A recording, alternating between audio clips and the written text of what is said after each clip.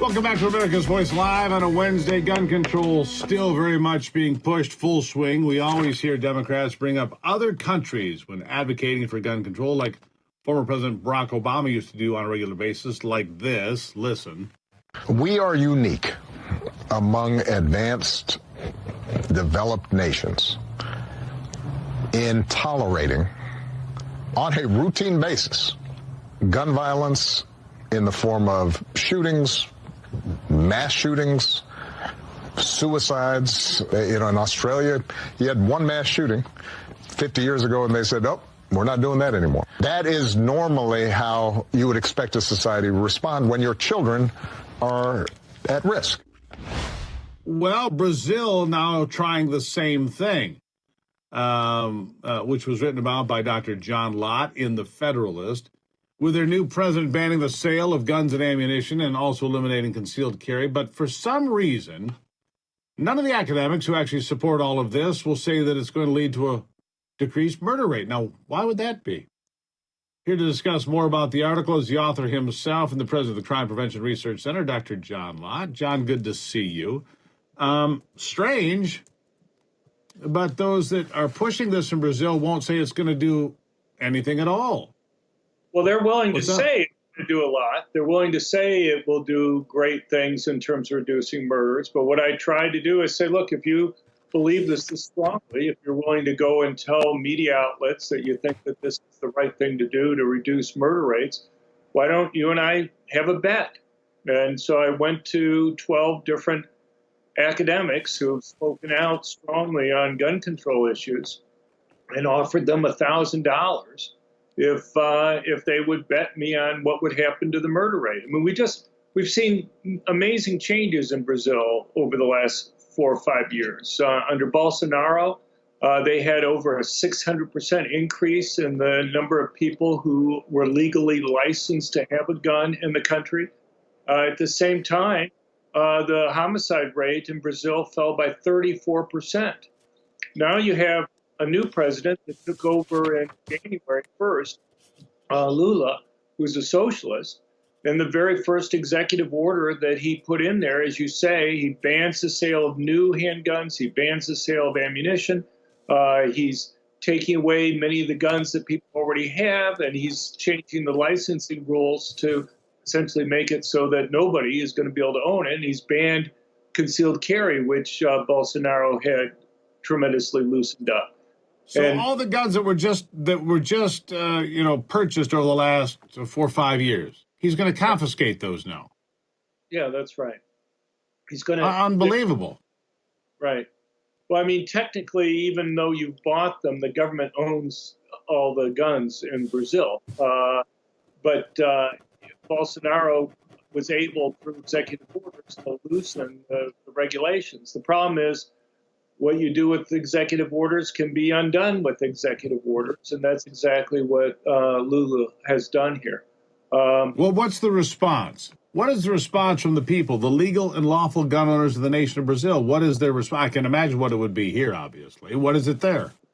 Well, they're upset and they're disappointed, but there's not really a heck of a lot that they can go and do, given that you have this new president. He's going to be in power there for 4 years. I mean, you can go and maybe get some legislation passed, but he'll veto it. So there's really nothing they're going to be able to do until the next presidential election. And so then, another executive order possibly to give people the right to have guns back? But what do you do? Buy a gun, you own it for 3 or 4 years, the government takes it. You buy a gun, you own it for 3 or 4 years, the government doesn't make a lot of sense there. John, sounds like an expensive pursuit at some point. Right. Well, I mean, there are a couple different things that have been changed. So, for example, before Bolsonaro, you could only own, for those who were licensed, you could only own 3 guns. He increased it to 10. Lula and his executive action moved it back to 3. So if you own more than 3 guns, you automatically had to give those up. But now he's changing the licensing rules, making people have to go back through psychological screening tests and other things, and he's setting up the requirements so that almost nobody's going to be able to go and pass that.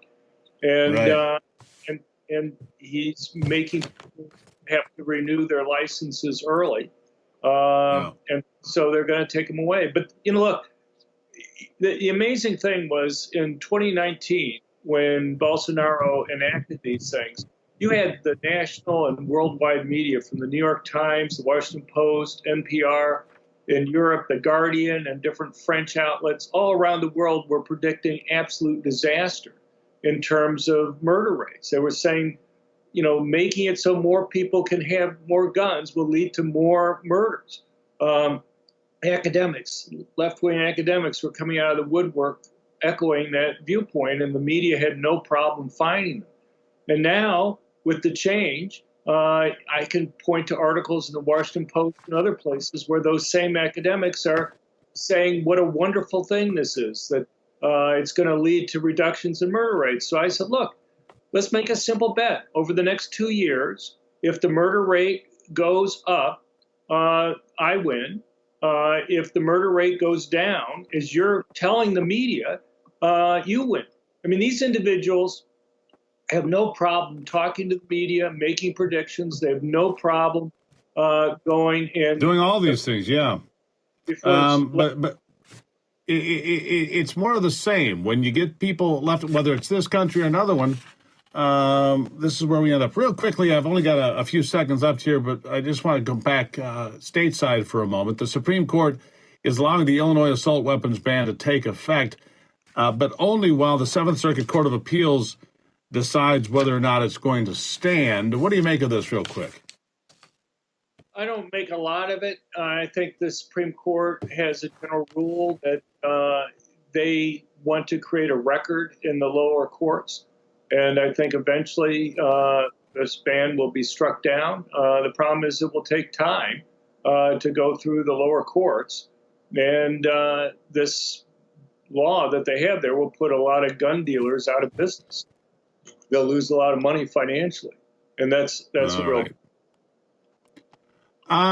We'll see what happens in Illinois. It's a terrible set of laws put forth there, but it seems like Minnesota might be following suit here in the next few days, along with others. Dr. John Lott from the Crime Prevention Research Center. Sir, thank you as always. Thank you. All right, we'll get back to the news after a quick break and a message from our sponsor, Birch Gold. President Trump recently issuing a warning from his Mar-a-Lago home, quote, "Our currency is crashing and will soon no longer be the world standard, which will be our greatest defeat, frankly, in 200 years. There are 3 reasons the central banks are dumping the U.S. dollar: inflation, deficit spending, and huge national debt. The fact is, one asset has withstood all of these years of back and forth, and that's gold. You can own it in a tax-sheltered retirement account with the help of Birch Gold. That's right, Birch Gold will help you convert an existing IRA or 401k, maybe from a previous employer, into an IRA in gold. And the best part, you don't pay a penny out of pocket. Just text America to 989898 for your free information kit. They'll hold you through the whole process. Make sure you make it. Text America to 989898. Get your free information kit on gold. Again, text America to 989898. All right? Now, after the break, we'll have your answers to our America's Voice question of the day, which is this: will anyone face any consequences after the release of the Durham report? This is America's Voice Live.